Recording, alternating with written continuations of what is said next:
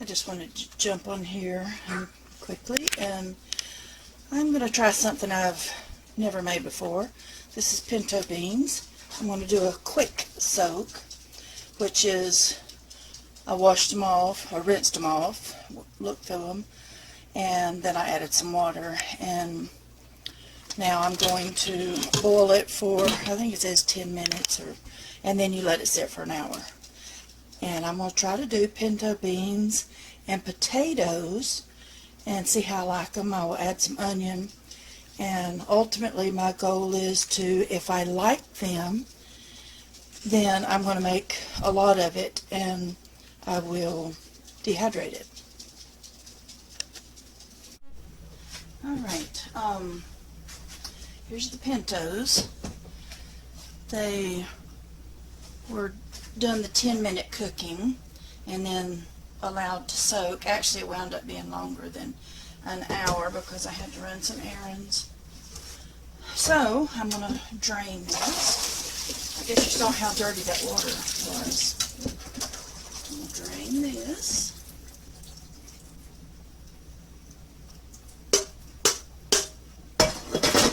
Then I'm going to rinse it, or wrench it, as my ex and some wonderful friends of mine used to say.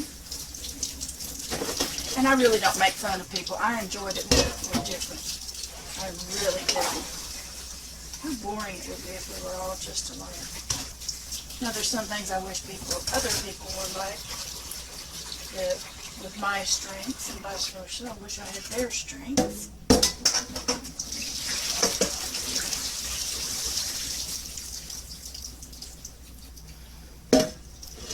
Okay. You can rinse some more if you wanted to. Some people don't even bother rinsing them.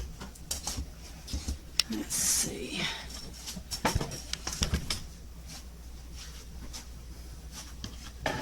Now, come over here.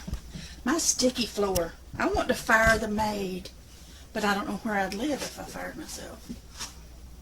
I really don't do a good job anymore. Okay, I'm going to put this in here. Actually, that almost seemed like it partially cooked them a little bit.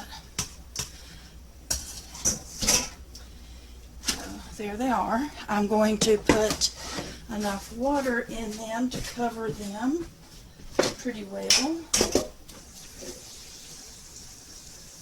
At this phase, even if I put too much water, I'm not going to worry too much about it. At this stage of it.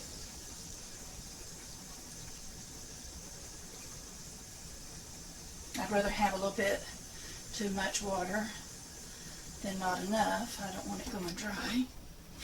That's at least an inch or two over and above. Okay, I'm going to put a little bit of chopped up onion in there. And you see I'm doing precise measurements. There's my wit, or little humor there, very little. Some garlic salt, precisely measured. Here is smoked paprika. Everybody put whatever seasonings you like and how much. Smoked paprika is kind of new for me. And this is a different kind of seasoned salt. I don't know if I like it quite as well. I'm going to put some of it. I don't have fresh garlic, and I would have put some of that in. I do have that jarred up stuff, but it's way in the back of the refrigerator, and here again, the bad maid situation. Alright, I'm going to put, this is some Mediterranean sea salt. Put some of that. I don't know if y'all know this. It is hard to get good help. And how sad is that when you are the help? Okay,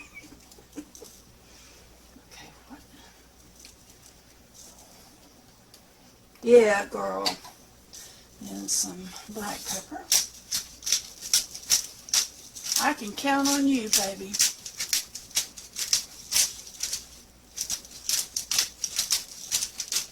I watched a guy put all kinds of good stuff in here. My goal is to cook this and then do some potatoes, and I'm going to try potatoes and beans that they say is a depression meal.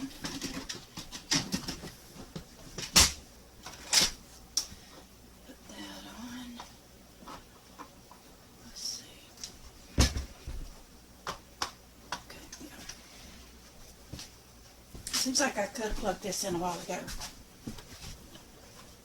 You get what you pay for, people. I'm such a child, I swear to goodness. Going into my second childhood. Alright. Let's see, I'm going to cancel. Then, I don't know how to do this, really.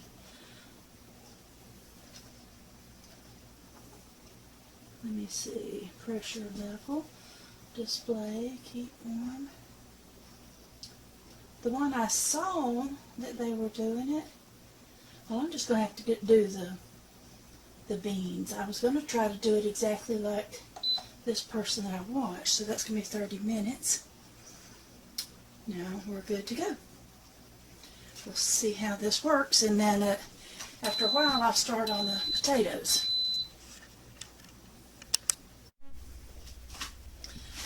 Alright, now I'm going to start on the potatoes. I'm just going to put in a little bit of classic olive oil, just a little bit. Maybe that'll be enough. And I normally like my skins left on, but these were just didn't look good. They were russets. I probably should have bought a different kind. I'm going to try them next time with some skins on, I think. Although I have had one or two people say that they haven't had real good success, that the dehydrating it, the skins, something happens to it. I don't know, that it gets papery or something. And I'm going to go ahead and put the onions in. That's a whole small onion.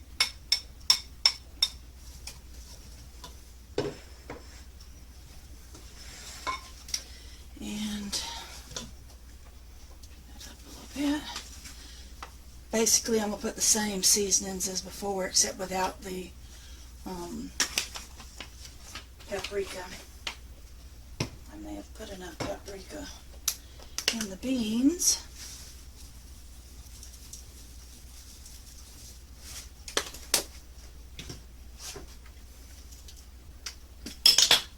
Well, hello.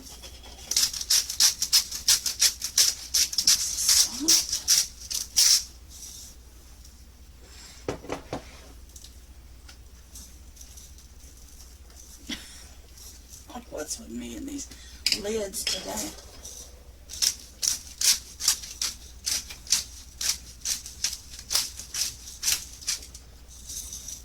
Okay, and that's it. I'm just going to brown it. Any of y'all that has ever cooked has browned potatoes before, so I'm going to let this go ahead and just do its thing, and we will check back here after they're done.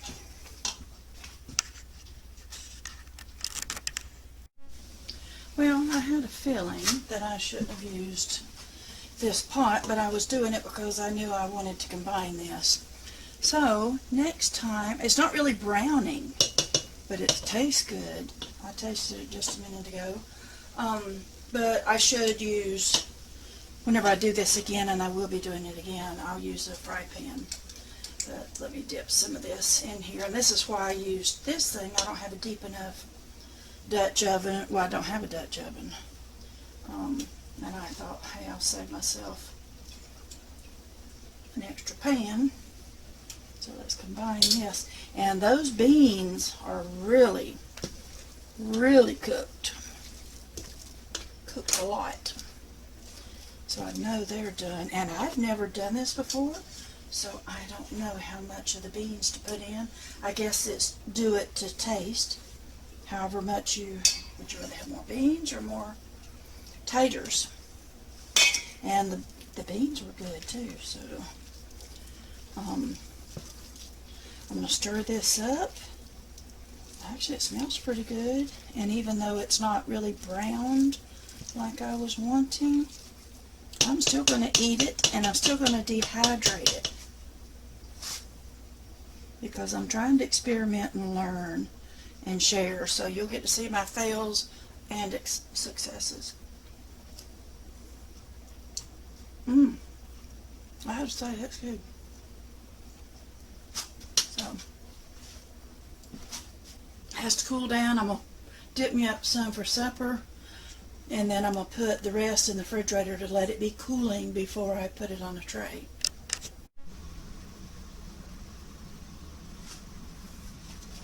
Okay, I hope it's not too dark. I don't know why there's not very much light. Let me go this way. That helps a little bit. Here is the beans and taters. I didn't do a real good job of bean to potato ratio. This is the first time I've ever even made this, much less put it on the dehydrator, so let's try it. I had it for dinner tonight, supper as we call it here in the South, and it was really surprisingly good. I think on this I'm going to go up to 135, and I'm going to go ahead and run it on up to 9 hours.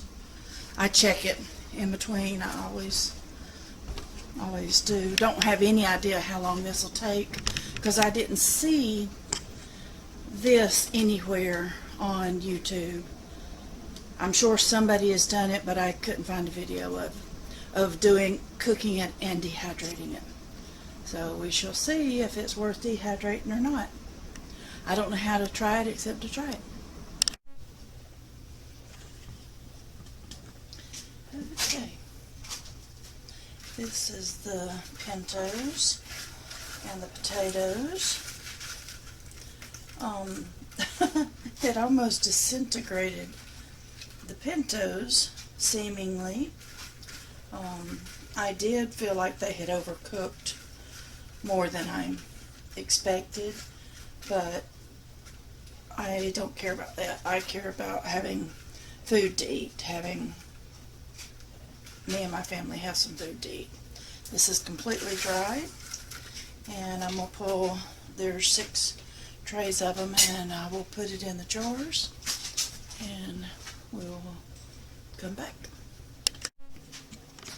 Alright, now, see if I can see what time this is.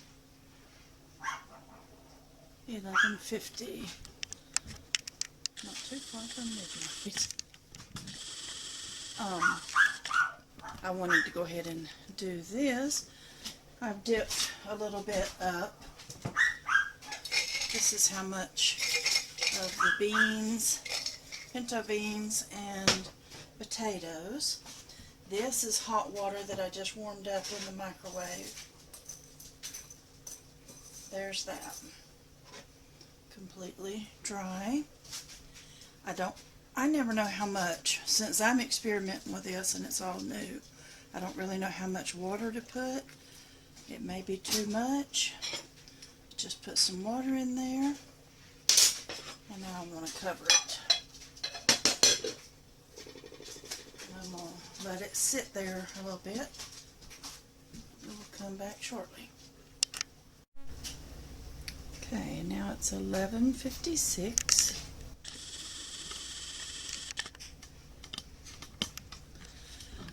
So that wasn't long. I think I did, as I did before, I think I put too much water, but let's check.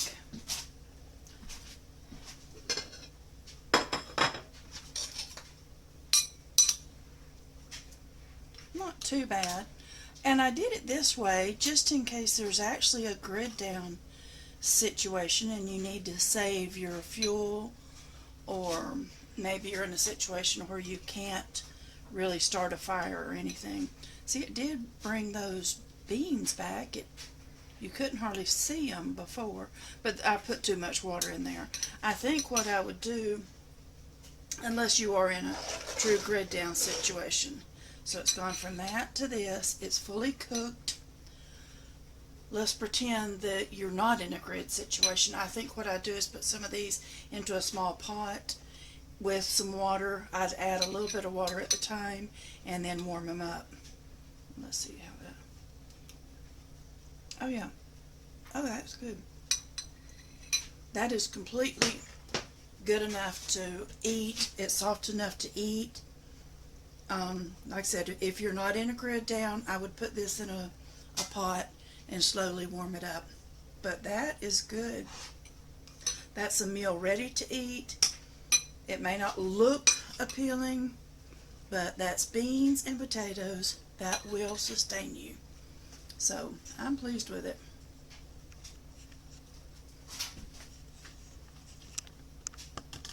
Oh. I didn't even have it aimed right on that last part.